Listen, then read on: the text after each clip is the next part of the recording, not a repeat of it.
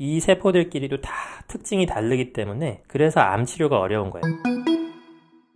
안녕하세요. 오늘은 정상적인 조직이 암에 이르게 되기까지의 과정, 그 과정을 그림을 통해서 이해하시기 쉽게 설명을 한번 드려보겠습니다. 암이라는 병, 굉장히 무서운 병이죠. 그런데 이 암이 우리가 일상에서 겪는 작은 만성 염증들, 그 염증이 누적돼서 시작된다는 사실 알고 계신가요? 대부분의 암은 염증이 장기간 지속되는 만성 염증에서 시작합니다. 만성 염증이 지속되면 세포의 크기가 변하거나 모양이 바뀌는 세포의 변형이 발생하게 되고, 그 세포의 변형이 또 지속되다가 어느 순간 내 몸 안에 있는 세포이지만 내 몸의 컨트롤을 받지 않게 되는 무한 증식하는 세포인 암세포가 나타나게 되는 것이지요. 위를 예를 들어 보겠습니다. 만성 위염은 급성 위염이 누적되면서 시작됩니다. 급성 위염이라 함은 우리가 과음을 하거나 과식을 하거나 자극적인 음식을 먹거나 하면은 발생하는 것이 급성 위염이고, 이것은 자연 치유되기까지 약 수일에서 2주 정도가 걸립니다. 그 과정에서 속이 쓰리고 아프고 하겠죠. 통증이 심하실 경우 약을 드시면 되는데, 특별한 치료를 하지 않아도 자연적으로 며칠 안에 낫게 되어 있습니다. 그런데 이렇게 급성 위염이 발생했는데 우리가 그렇다고 위점막을 그대로 놔두지 않죠.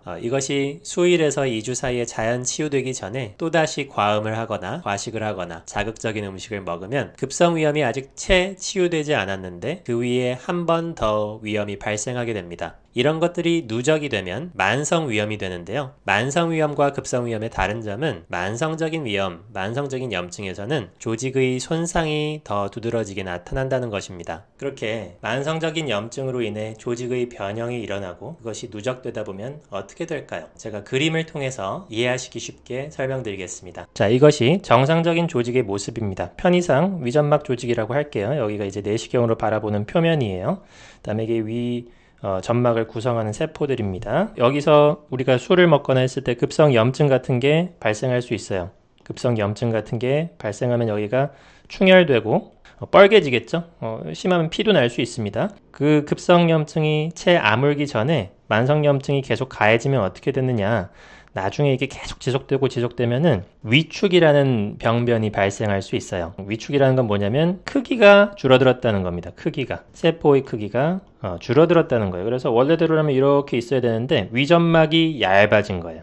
세포의 크기가 이렇게 이만하던 것이 이렇게 줄어들었으니까, 그래서 내시경상으로 봐도 위점막이 얇아졌다. 그리고 심하면 여기 안쪽에 있는 혈관까지 막 도드라져 보일 정도로 얇아졌다. 그것이 이제 위축성 위염이라 그래요. 이거는 이제 만성 위염이 좀 진행됐을 때 나타나는 특징입니다. 그럼 만성 위염에 또 어떤 종류가 있느냐? 위축성 위염이 좀 더 진행됐을 때 나타나는 변성이 있어요. 그것을 장상피화생이라 그러는데, 이것은 뭐냐? 크기가 줄어든 데 그치지 않고 모양이 변한 거예요. 모양. 주변 세포들하고 모양이 달라요. 위축까지는 위 정상 점막 세포가 그냥 크기가 좀 쪼그라진 거지만은, 이 화생성 변화의 단계에서는 위 조직에 없던 세포의 모양이 발견된 거예요. 왜 문제가 되느냐? 조직 모양이 변형된 거죠. 이런 변형이 누적돼서 암이 될 수 있는데, 그렇기 때문에 이런 변형이 나타난다는 것은 굉장히 안 좋은 신호예요. 그렇지만 아직까지 여기는 변형된 세포가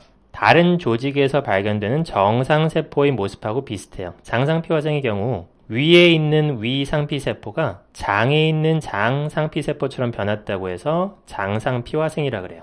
그러니까 이 모양 자체가 장에서 발견되는 정상적인 조직에 있는 세포의 모양이라는 거죠. 왜 변했을까요? 자꾸 여기 만성적인 염증이 계속 가해지니까 세포 입장에서 이 자극을 좀 더 견디기 쉬운 구조로 변한 것입니다.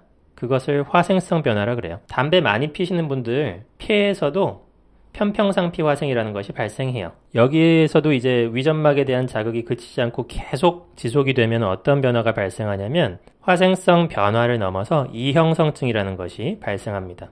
자, 이형성증은 그러면 화생성 변화와 차이가 뭐냐? 여기서도 세포의 모양이 변해요. 기존에 있던 정상 조직의 모양에서 다른 모양의 세포가 발생한 게 화생성 변화인데, 이형성증도 마찬가지로 모양이 변한 세포가 나타나요. 문제는 뭐냐? 이 세포가 우리 몸에서 발견되지 않는 형태의 세포예요. 정체불명의 세포라는 거죠. 그래서 2단계부터는 이제 굉장히 무서워지는 겁니다. 이 세포라는 게 정체불명이기 때문에 이게 혹시 암세포가 아닐까?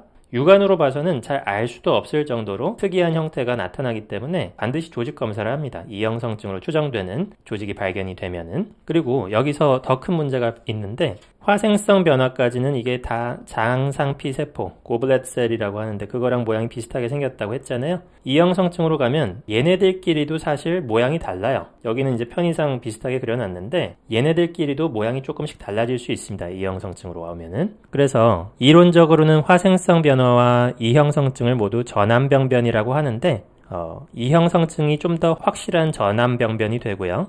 화생성 변화는 굳이 따지자면 전전암 단계라고 할 수 있습니다. 화생성 변화까지는 자극이 줄어들면 복구가 가능한 리버시블한 단계라고 정의되어 있습니다. 자, 그러면 여기서 한 단계 더 나아가면 무엇이냐? 그것이 이제 암입니다. 고도의 이형성증이라고 할 수 있어요. 고도의 이형성증. 그러니까 이형성증이 뭐냐면 모양이 이상한 애들이 막 나오는 거라고 했잖아요. 근데 모양이 더 나빠져요. 자기네들끼리도 다 모양이 다르고 나빠집니다. 그 다음에 그것이 무한 증식을 해요. 암의 이전 단계까지는 이런 이상한 세포들이 좀 나와도 얘가 수명이 닿으면 사멸하고 다시 비슷한 세포가 똑같이 복제돼가지고 나타나는 것이 이전 단계까지의 특징인데 암이 되면은 이 이상한 세포들이 그냥 무한 증식을 해가지고 이렇게 막 자꾸 증식을 합니다. 이렇게 밑으로 내려가서 혈관을 타고 전이 되기도 하고요. 그래서 암 치료가 어려운 게 이렇게 세포들이 다양하게 있는데 이 세포들끼리도 다 특징이 다르기 때문에 그래서 암 치료가 어려운 거예요. 우리가 표적 항암제를 쓰더라도 예를 들면 얘랑 이런 빨간색 암세포를 다 없앴어. 그랬는데도 얘네들끼리도 다 특징이 다르기 때문에 항암제를 쓰더라도 일부 암세포는 또 남아있을 수가 있는 거예요. 그래서 걔네가 몇 년 뒤에 재발을 일으키고 그래서 치료가 어려운 겁니다. 가장 확실한 거는 수술로 초기에 도려내는 것이죠. 자, 오늘 이렇게 만성염증이 어떠한 과정을 거쳐서 암에 이르게 되는지를 설명을 드렸습니다. 그리고 암이 왜 고치기 어려운지도 설명을 드렸어요. 그래서 가장 좋은 것은 예방을 하는 것일 텐데요. 우리 몸은 살아가면서 노화를 피할 수는 없습니다. 다만 천천히 자연스럽게 노화하느냐 아니면 과로와 스트레스, 과음으로 인해서 조기에 급속하게 노화하느냐 어떻게 염증이 지속되지 않게 관리하느냐가 관건입니다. 앞으로 이 채널을 통해서 건강관리 방법 및 남녀노소 누구나 실천할 수 있는 그런 운동법들을 소개해드릴 예정입니다. 운동이 구체적으로 우리 몸에 어떠한 변화를 가져오고 그것이 만성염증을 어떻게 없앨 수 있는지 제가 구체적인 그림과 설명을 통해서 잘 이해시켜드리면 운동을 하고 싶은 욕구가 굉장히 생기실 겁니다. 오늘 영상 마음에 드셨으면 좋아요와 구독 버튼 눌러주시면 감사하겠습니다. 이상 김상태 원장이었습니다. 감사합니다.